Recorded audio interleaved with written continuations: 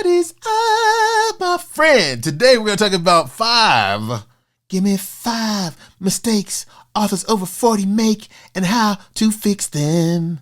Give me 1, 2, 3, 4, but if you love me more, give me 5. If you're over 40, you probably know that song because it was, I think it was in Sesame Street or something like that. But anyways, 5 mistakes authors over 40 make and how to fix them. Are you guys ready for this? It's going to be a fire hose of information. Are you ready? All right, let's break it. Break it down. Let me pull up my handy dandy list because I want to make sure I don't miss anything because sometimes I get excited and I missed something. So here we go. Number 1. Woo, this one is a hot take. Are you ready? Number 1.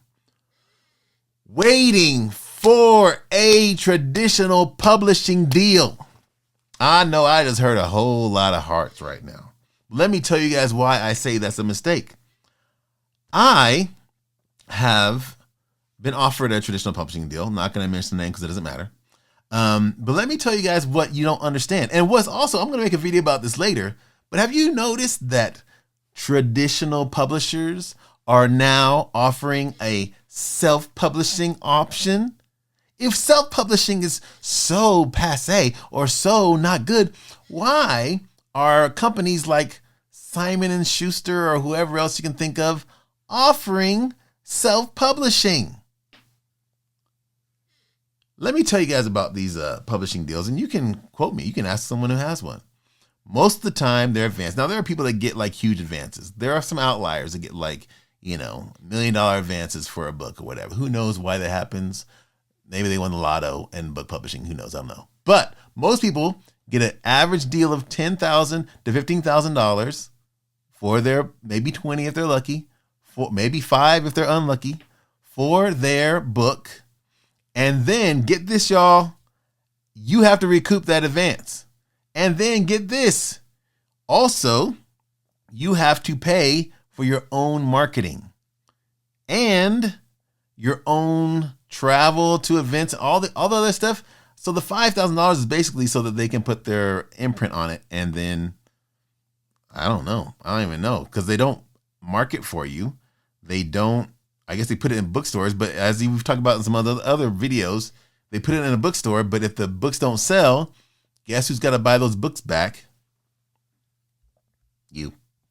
So here's what I'm saying. I mean, again, no shade to traditional publishers. They're great. They've been around for a long time. They help people, blah, blah, blah. But don't wait for them.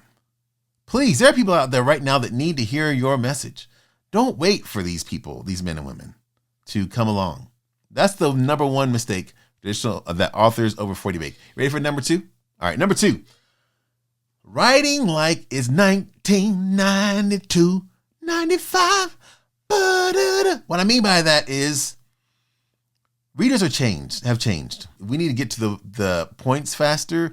We need to have faster pace. You're competing against Instagram, TikTok videos, and whatever else. Now, there are people that are still avid readers, but you still have to take into your mind, your writer mind, that we got to pick up the pace on some of these books. We got to be right in on some of these books. And we have to follow a journey. People are used to going on a journey. People are used to having this happens, this trope happens, that trope happens. You can throw a little wrinkle in there every once in a while, but you got to start writing for people of today, not of 1940 or 30. A lot of people like to write books like we don't have TV, like we don't have Instagram, like we don't have constant streams of stuff coming in on our phones. Please. Pay attention. We have the internet now. You got to write a little better, a little faster, and you got to write a faster pace for the people that are looking to read your book. We can't take 3 chapters to get in there if you want people to read your book. All right? This is all I love. Ready for number 3? Number 3. Asking friends and family to validate your book idea. Posting on your own personal social media page saying, hey, here's my free book. Let me tell you something that I've learned as a business owner. Your friends and family are not your customers. I know they like to tell you guys that in some of those, multi-level things where they go, hey, ask your next 5 friends to buy this product that they didn't even want. That's what you guys are doing with your books. Your friends and family are not your customers. You're going to have to build a business like everyone else and go out there and find the people that you can serve. You don't have to learn. Actually, I don't want to skip ahead because that's number 4. But let me just say, your friends and family are not your customers. They are not your advisors. They don't know your niche or your genre. They probably don't read in your niche or your genre. Stop asking them to validate your book idea and go out there and do number 4. Number 4, they don't know how to, you guys aren't willing to learn how to market. And you need to learn how to market or hire a marketer. But most of the time when you start your books, you're not in that space. So you got to learn how to market. Get yourself a marketing course somewhere. Watch it. Learn. Because you're going to be out marketing probably most of the traditional publishing authors, because as we know, traditional publishers don't market for you.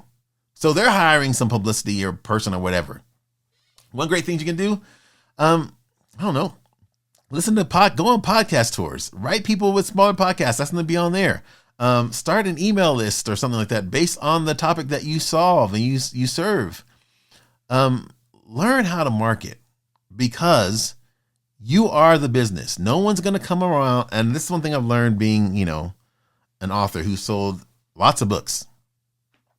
No one's coming to help you. Matter of fact, if you do well, they're coming to sabotage you. They're coming to try to do whatever, and they don't even care about the market. So you're going to have to learn how to market, my friend. Please do yourself a favor. Learn how to market. And number 5, the biggest one, I don't even look for this one. I don't even need to look because I know what this one is. Number 5. Ready for this? You never publish your book. That's sad. You never even publish it. That's the biggest one of all. Publish your freaking book. Today, if you put it up on Amazon, you can edit it as you go. You can always upload a new PDF, a new Word doc, whatever it is. But please get that. Now, I'm not going to say, now, here's the thing. You want to get it out there right because you want to reach people. But until then, get into your mind that I'm going to publish my book this year.